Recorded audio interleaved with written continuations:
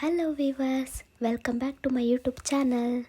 ಈ ಹೆಣ್ಮಕ್ಳಿಗೆ ಏನಪ್ಪ ಅಂತೇಳಿದರೆ ಡ್ರೆಸ್ ಅಂದರೆ ಅಷ್ಟೇ ಆಸೆ ಇರುತ್ತೆ.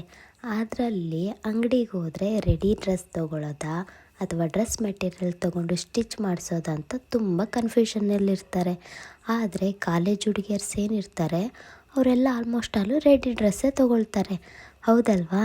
ಹಾಂ, ಬಟ್ ಇನ್ನೊಂದು ಏನಪ್ಪ ಇದರಲ್ಲಿ ಅಂತ ಹೇಳಿದರೆ, ರೆಡಿ ಡ್ರೆಸ್ಸಲ್ಲಿ ನಮಗೆ ಲೂಸ್ ಆಗೋದು, ಟೈಟ್ ಆಗೋದು, ಮತ್ತು ಅದನ್ನು ಹೋಗಿ ಸ್ಟಿಚ್ ಮಾಡಿಸೋದು ಇದೆಲ್ಲ ಇರುತ್ತಲ್ವ.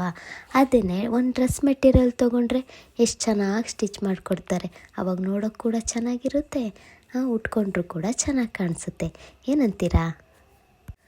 ಹಾಗೆಯೇ ಮತ್ತು ಇನ್ನೊಂದು ಕೂಡ ಯೋಚನೆ ಮಾಡ್ತಾರೆ, ಈ ಡ್ರೆಸ್ ಮೆಟೀರಿಯಲ್ ತೊಗೊಂಡು ಹೊಲಿಯೋಕ್ಕೆ ಕೂಲಿ ಕೊಡೋ ಬದಲು ಇನ್ನೊಂದು 2-3 ಡ್ರೆಸ್ಸೇ ಬರುತ್ತಲ್ವಾ ರೆಡಿ ಇರೋದು, ಇದಕ್ಕೆ ಯಾಕೆ ಸುಮ್ಮನೆ ಕೂಲಿ ಕೊಡೋದು ಅಂತ ಹೇಳಿಬಿಟ್ಟು ಅದನ್ನು ಯೋಚನೆ ಮಾಡ್ತಾರೆ.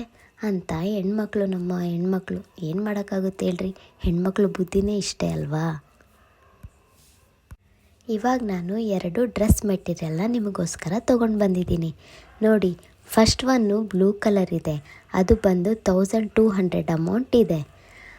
ನೆಕ್ಸ್ಟ್ ಒನ್ ಬಂದು orange plus white colour mix ಇರೋ ಕಾಂಬಿನೇಷನಲ್ಲಿದೆ, ಅದು ಕೂಡ 1500 ಇದೆ. ಇವೆರಡರಲ್ಲಿ ನಿಮ್ಗೆ ಯಾವುದು ಇಷ್ಟ ಆಯಿತು ಅಂತ ಬೇಗ ಕಾಮೆಂಟ್ ಮಾಡಿ. Thank you.